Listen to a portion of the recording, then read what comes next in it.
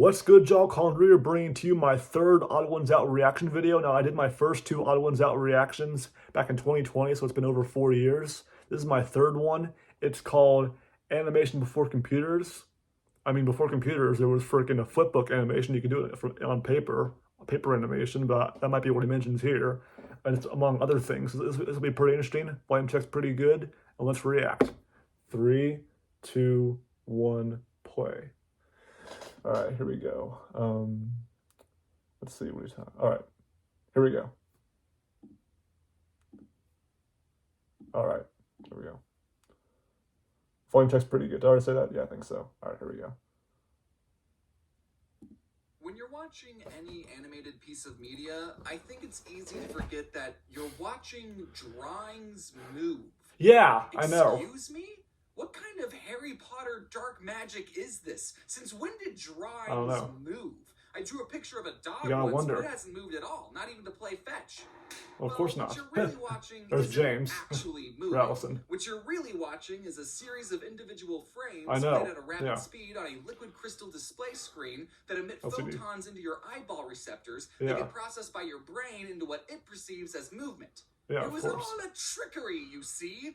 A ruse that you fell for hook, line, and sinker. There's a train. It's coming. A lot of you probably already know about the concept of the frame rate.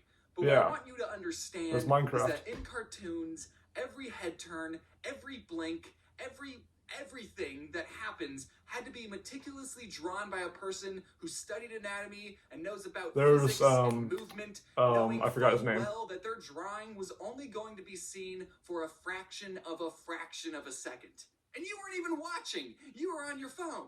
Today, I would like to turn back the sands of time and talk about some of the ways animators were able to achieve the illusion of life without the help of modern technology. I hope by watching you can better understand and appreciate the medium of animation as much as I do, because the amount of dedication and hard work that goes into just making drawings move is unreal. You gotta be really creative for that. About animation history and find this kind of stuff fascinating. Don't worry, I didn't have a lot of friends growing up either. Now, we know that because he was wearing a Minecraft shirt. Amounts of drawings being shown in No rapid offense, succession. But how the fuck are we going to get people to look at copious amounts of drawings in rapid succession without a computer? Well, believe it or not. I mean, once again, before computers, they had paper that you could draw on. Well, that's what he's talking about. But, you know, I'm sure there was plenty of stuff before those took place or those came into the scene. Quite a few things we can do without even having to use a camera. One method we can try is by drawing out all of our frames on a stack of paper. I know that's the time-consuming and making a flip book. But after we're done doing that, we'll hang up all our drawings side by side on a very long wall. Then we'll ride a bike next to the wall and continuously have our head turned facing the wall. That'd be cool. And if we pedal fast enough, we'll zip by the drawings but what if you... so fast that it'll look like they're moving. Yeah, but what if you... It's a horse. Yeah, you get tired, and what if you accidentally, you look to the left, you actually fall off, and then you end up, crashing or whatever. That's probably the reason why computers were invented, because to prevent injuries on bikes because of this shit. Okay, you're probably thinking, I freaking knew it. That's not how animation is made. The bike was inside of him. This method of animation is totally impractical. Graffiti, graffiti. But not impossible. This type of human transportational animation. You're on a train track. Oh, never mind. In subway tunnels, with the results looking pretty legit. I mean, this minion looks like that'd be cool. The minions. Despicable Me. And for those of the gamer variety, YouTuber Pale of Pears was able to achieve this method of animation flawlessly in Minecraft. Oh, really? But if you wanted to do something more practical, you could instead take your drawings off the really long wall. Yeah, you don't need to do that anymore. Like a book, and then just flip through the boom, making a flip book. I'm a freaking psychic, aren't I? Or either that or we think alike, That's kind of obvious, although, If you have some sticky notes lying around that you forgot about in a junk drawer somewhere, yeah, you can make I do. I think they're in one of these drawers. drawers. Animation really quickly, with the results being, you can do that. A fun fact, this type of animation was featured in every single copy of the Animorphs books. Never heard of those. Never heard of that series. I would just flip through the pages and watch the children in the corner transform into he's never read them. Starfish and this weird Oh yeah, alien yeah. Don't read the books. Just look at the animations on the yeah. thing. What the heck is going on in these books, man? Okay, this next Yeah. method of showing people art zone. drawings in rapid succession is going to be a little bit crazy. I don't want to freak you out, but it's basically on the same level as rocket science, okay? We're going to have to jump up a whole dimension for this one. What you're going to do is sculpt out a three-dimensional figure of whatever Took a part of you your want to head. animate. Let's Oh, animate, to make a mini you. I don't know, this guy jumping.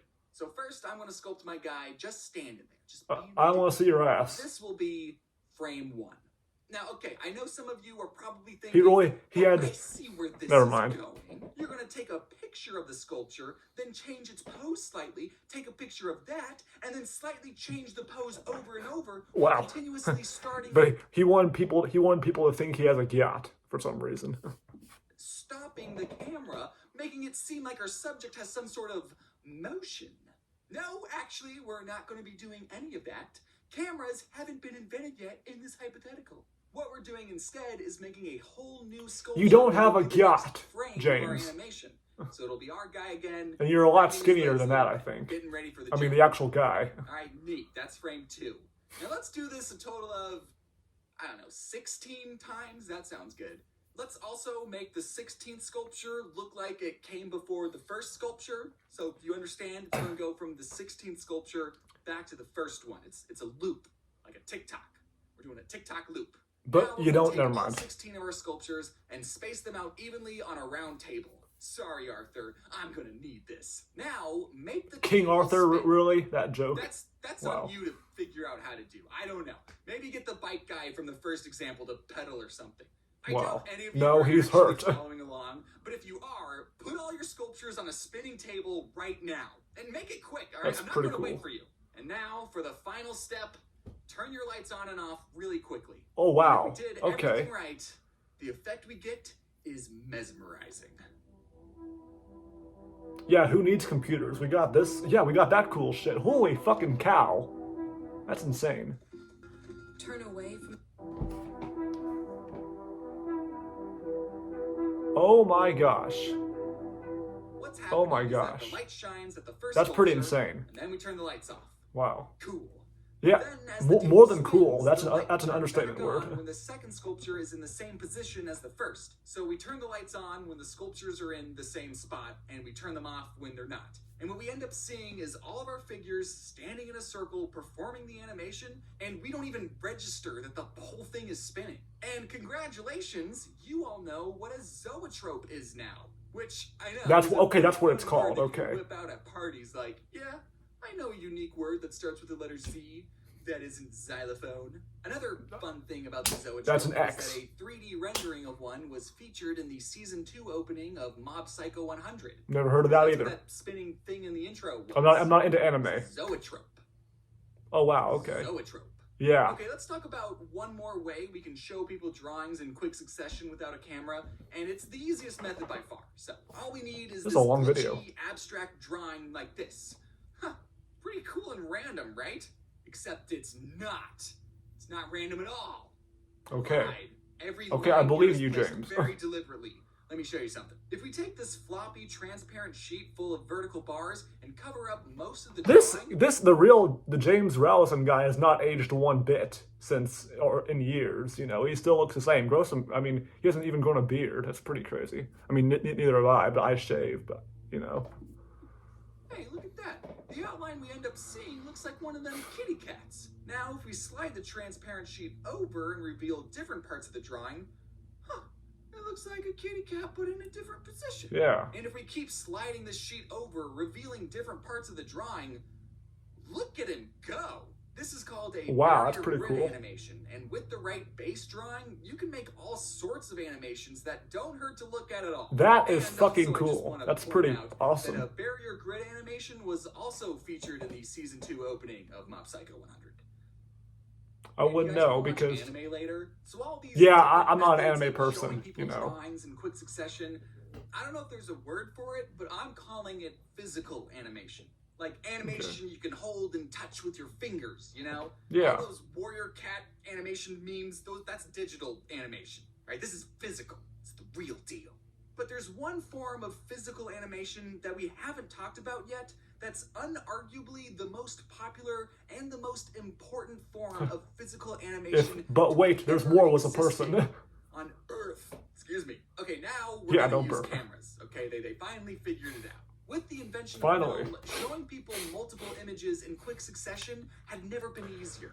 Now we can take something from real life, burn an image of that into a film strip, process it, and then shine a light through it again to get a recreation of the image. And if we roll this whole strip of... He had to get some of this information from frickin' Wikipedia, I'm sure, but most of it is in his own words, which is still pretty good, you know. Over cool. This strobe light, we get moving pictures. That's why they're called movies, because they move. Motion picture.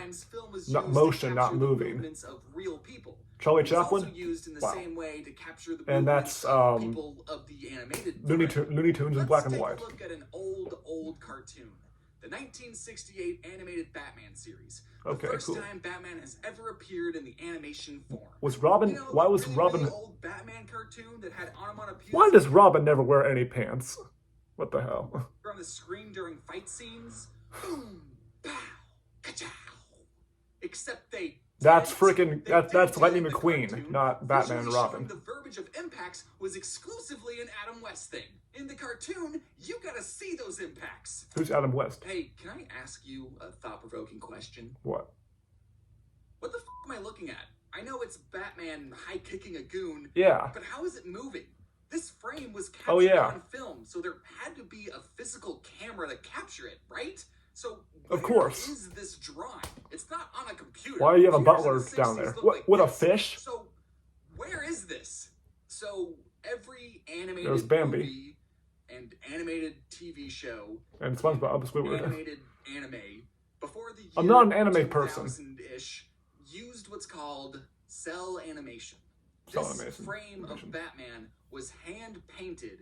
That's right, painted with special paint onto a transparent celluloid sheet or cell. Okay. And then this transparent sheet was laid on top of a hand-painted background, and then this goon that got kicked, well, he had to be painted on his own cell sheet too, and then this image of sandwiched art was captured on wow, I'm learning a lot here, for real. No, I am. This is actually... The cell would come off and be replaced by a whole new hand-painted cell of Batman, and then that frame would be captured, and then it's a long process, I know, I'm sure. Until the shot was done. This one shot that lasted a little over a second used 14 different hand. It sounds like a lot of work, though, you know. And the goon had 6 just for a second. Now, because having to hand paint. So, James, what do you use? Is insane. There are some things we can do. That's the whole cup. Without having go to outside. Too much quality. Like in this shot, Robin takes 5 frames to turn his head, but his body doesn't move. So we can paint his body. Oh wait, actually that makes never mind. That actually makes sense. That it would take 5 frames. Never mind. Need to paint 5 different heads, and since we already have all the frames painted, we can just use the same frames in reverse to make his head turn the other way. Yeah. And you don't need to pay a background artist to paint a background if you just use blue. A big part of cell animation was being able to animate pieces of a character independently of each other. That's actually why so many old cartoon characters had accessories around their necks, so the animators could separate the characters' heads from their bodies, making it easier and the to Pink animate. Panther. Fred wasn't rocking that ascot just because it was trendy. One of the nice things about using a computer to animate is that you can play back what you've animated and clearly see if your timing is correct, of course. if there's any quick adjustments you can make. Being able to see what your previous frames are is so important. There's actually a term for it. Well, I can do that in freaking iMovie, you know, these days. Skinny. But animators pre-2K didn't have computers to rewatch their Of course not. So they had to do that other shit that you just showed us. Before they even put paint onto a cell, they first had to draw all their frames out onto a piece of paper.